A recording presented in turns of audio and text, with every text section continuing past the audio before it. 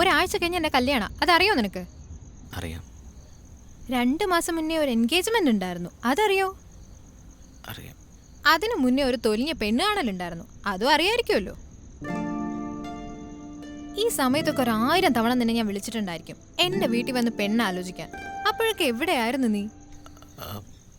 ഞാൻ അവിടെയും ഇവിടെയൊക്കെ. എന്നാ പിന്നെ മോനെ അങ്ങനെ തന്നെ അവിടെ ഇവിടെ നിന്ന് നാം കണ്ടിന്യൂ ചെയ്തു. എടി 3.5 വർഷമായി. ലേശ ഒളിപ്പ്. അത് നോക്കിയിരുന്നിട്ട് കാര്യമില്ലെന്ന് എനിക്ക് മനസ്സിലായി. മനസ്സിലാക്കാൻ പറ്റിയ സാഹചര്യം. എടി എന്റെ ഭാഗത്തും തെറ്റുണ്ട്. നിന്റെ ഭാഗത്തേ തെറ്റുള്ളൂ. എടി ഒരു വരുമാന മാർഗമില്ലാതെ ഞാൻ എങ്ങനെയാ?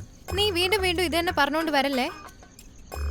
നിന്നോട് ഞാൻ സർക്കാർ ജോലിയൊന്നും വേണമെന്ന് പറഞ്ഞില്ലല്ലോ. നിന്റെ അച്ഛന്റെ കൂടെ ആ കടയിലെങ്ങാനും നിന്നാ പോരെ? എന്റെ അച്ഛൻ അതായാലും മതി. എത്ര തവണ ഞാൻ ഓതി തന്നതാ. എടി അതൊക്കെ ഓ ദുരഭിമാനം. അങ്ങനല്ല. എങ്ങനല്ല? എത്രത്തോളം കാശ് കുറച്ചും സ്ത്രീധനം കുറച്ചും കല്യാണം നടത്താൻ പറ്റുമോ എന്നുള്ള വഴി നോക്കിക്കൊണ്ടിരിക്കുക എന്റെ തന്ത. നീ ആയതുകൊണ്ട് ഒരു കുഴപ്പം ഉണ്ടായിരുന്നില്ല. ഇത്രയും നല്ലൊരു ഓപ്ഷൻ നിനക്ക് വേറെ എവിടെ കിട്ടും?